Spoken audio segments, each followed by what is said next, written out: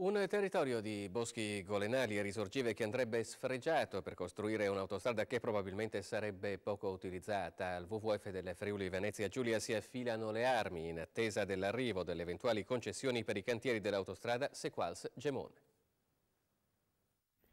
Un'opera in cui sulla bilancia dei pro e i contro i fattori negativi supererebbero di gran lunga i vantaggi. Gravi danni al paesaggio, forte rischio di scarso utilizzo.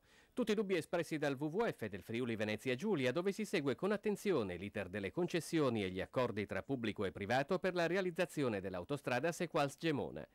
Una bretella da molti definita fondamentale per il traffico pesante in arrivo da nord e diretto nel Pordenonese e che si inquadra nel piano di creazioni infrastrutturali che vogliono dotare in pochi anni il Friuli di una rete viaria più comoda e veloce. Ma di entusiasmo all'associazione ambientalista se ne respira poco. Il progetto viene smontato dal WWF punto per punto.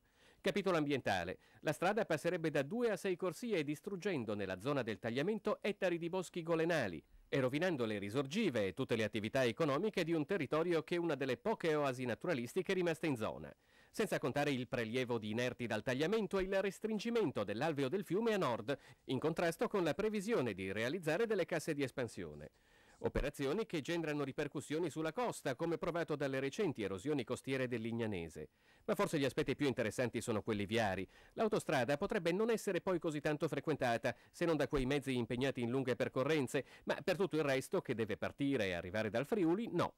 Tanto che dal presidente regionale del WWF Roberto Pizzuti parte la proposta di introdurre una sorta di vignetta a carico dei mezzi pesanti che continuassero a servirsi delle strade statali, oltre naturalmente ad incentivare il trasporto merce su rotaia. Al WWF si stanno affilando le armi perché il sospetto è che venga mantenuta valida la valutazione di impatto ambientale redatta per la vecchia strada. All'associazione stanno già preparando un ricorso da inoltrare al TAR.